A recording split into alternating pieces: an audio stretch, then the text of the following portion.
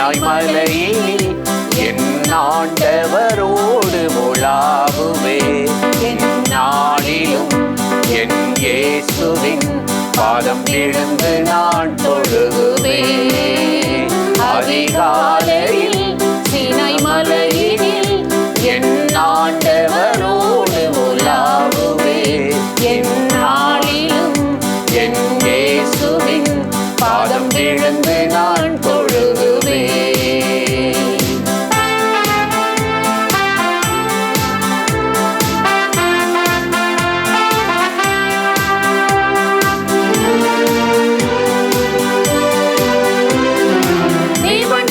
மலைக்கு ஓடுவே, ஜீவனுள்ள ஆண்டவர் சத்தம் கேட்பே. ஜீவன் தப்ப மலைக்கு ஓடுவே, ஜீவனுள்ள ஆண்டவர் சத்தம் கேட்பே.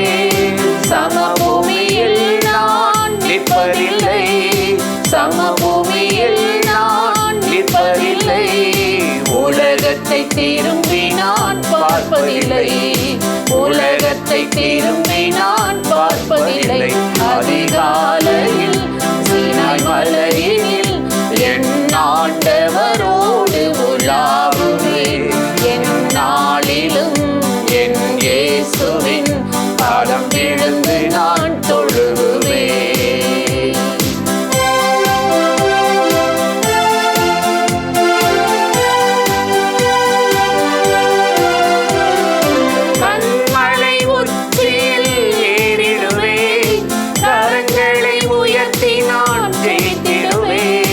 கண்மலை உச்சியில் ஏறிடுவே, கரங்களை உயர்த்தி நான் ஜெயித்திடுவே.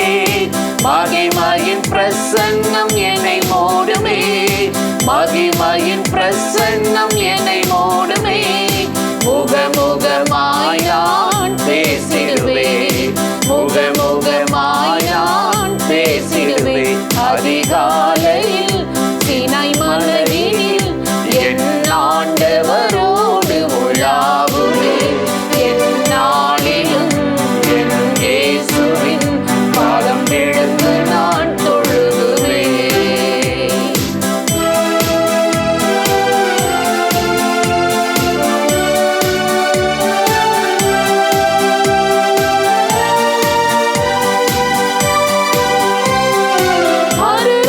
மலைக்கு சென்றிடுவே, மனம் புதிதாகி வாழ்ந்திடுவே. மறுரூப மலைக்கு சென்றிடுவே, மனம் புதிதாகி வாழ்ந்திடுவே. தேவ தரிசனம் பெற்றிடுவே, தேவ தரிசனம் பெற்றிடுவே. இறங்கி சென்று சேவை செய்வே, இறங்கி சென்று சேவை செய்வே. அதிகாலையில் சீனாய் மலையில் என் ஆண்டவரோடு உலாவுவே. என் நாளிலும் என் இயேசுவின் பாதம் விழுந்து நான் தொழுகுவே. அதிகாலையில் சீனாய் மலையில் என் ஆண்டவரோடு உலாவுவே. என் நாளிலும் என் இயேசுவின் பாதம் விழுந்து நான் தொழுகுவே. கர்த்தர் எவ்வளவு நல்லவர்! பிரியமானவர்களே, ஆண்டவராகிய இயேசுவின் நாமத்தினாலே இந்த காலை நேரத்தில் இயேசுவை தினம் பார்ப்போம் என்ற இந்த நிகழ்ச்சியின் மூலமாக உங்களை சந்திப்பதில் மிகுந்த மகிழ்ச்சி அடைகிறேன். கர்த்தர் நல்லவர், கிருபையும் இரக்கம் நிறைந்தவர். இந்த நாளிலும் கட்டாய் நம்மை ஆசீர்வதித்து கிருபையால் மகிமையால் நிரப்பி நடத்துவார். இன்றைக்கும் கூட ஒரு வசனத்தை உங்களுக்கு ஞாபகப்படுத்தி ஜெபிப்பது நல்லது என்று உணர்ந்தேன். யாத்திராகமம் 17:9 பார்த்தால், மோசே யோசுவாவை நோக்கி, நீ நமக்காக யுத்தம் மனிதர்களை தேர்ந்தெடுத்து போராடு, யுத்தம் பண்ணு. நான் தேவனுடைய கோலை பிடித்து கொண்டு மலை உச்சியில் நான் ஜெபிப்பேன் என்றார். அருமையான ஒரு வார்த்தையை இங்கே மோசே சொல்கிறார். தேவனுடைய கோல் அப்படின்றார். இந்த கோளுக்கு பேர் தேவன் ஒரு மனிதனுக்கு கொடுக்கிற ரட்சிப்பு, அபிஷேகம், அதோட ஒரு ஜெப ஆவியும் பரிசுத்த ஆவியும். இன்றைக்கி இதை நம்ம பெற்றுக்கொள்ளும்போது கர்த்தருடைய கையில் ஒரு கோலை மாறிடுறோம். மோசேக்கு ஆண்டவர் அதான் சொன்னார், நீ எங்கே போனாலும் இந்த கோலை எடுத்துக்கிட்டு போப்பா. அவன் ஒரு கோல் வச்சுருந்தார். யார்? மோசே. அது எகிப்தியரெல்லாம் மண்டையில் அடிக்கிறது, எதிரிகளை அப்படியே கொன்று போடுவது, அந்த கோல். ஆண்டவர் பார்த்தாரு, நீ ஒரு பெரிய தலைவனாக போகிற, ஜனங்களை கானானுக்கு நடத்த போகிற, இந்த சுவாபத்தோடு கோபத்தோடு இந்த ஆளுகளை அடித்து புதைச்சி இந்த மாதிரி பண்ணுற வேலையெல்லாம் வேண்டாம். எங்கே உன் கோலை கீழே போடுனா அது சர்ப்பமாயிடுச்சான், பாம்பாயிடுச்சான். அப்போ தான் ஆண்டவர் சொல்கிறாரு, இதுவரையும் நீ திறமையை நம்பின, சுயத்தை நம்பின, அது ஒரு சர்ப்பம். இப்போ அந்த கோலை பிடிச்சா அது மற்ற கோல் போல் ஆயிடுச்சா. அதுதான் ஜெபம், அபிஷேகம். இந்த கோலை வச்சு நீ எதிரிகளை கலங்க பண்ணுட்டார். அதே போல் அந்த கோலை வச்சு, அதனால தான் இந்த யாத்திராமம் 17:9 சொல்கிறார், தேவனுடைய கோல் என்று சொல்கிறார். நான் வச்சுருந்தாலும் அந்த கோல் இல்லை, அது திறமை, அது ஏன் சுய புத்தி, ஏன் அறிவு, என் படிப்பில், என் சம்பாதித்தத்தில் எல்லாம் நான் சாதிச்சிருவேன்னு நினச்சேன். இப்போ இது தேவனுடைய கோல். எல்லாவற்றிலும் அவரையே நம்பி ஜெபம் பண்ணணும், சார்ந்திருக்கணும். அப்படி பாருங்க, அவர் அந்த கோலை உயர்த்தின போது அழிக்கப்பட்டார்கள். இஸ்ரவேல் ஜனங்களுக்கு வெற்றி வந்ததா. எனக்கு அருமையான சகோதர சகோதரிகளே, இன்றைக்கு அந்த கோலை ஆண்டவர் உங்களுக்கு தர்றாரு. நீங்கள் வேணும்னா விருப்பப்பட்டால் அதை நீங்கள் பெற்றுக்கொள்ள முடியும். நீங்கள் வேதத்தை வாசித்து பார்த்தீங்கன்னா, ஆரோனுக்கு மோசே ஒரு கட்டளை கொடுத்தார். நீ போய் சாட்சியின் கூடாரத்தில் இரவு இந்த கோலை உள்ளே வச்சுட்டு வா.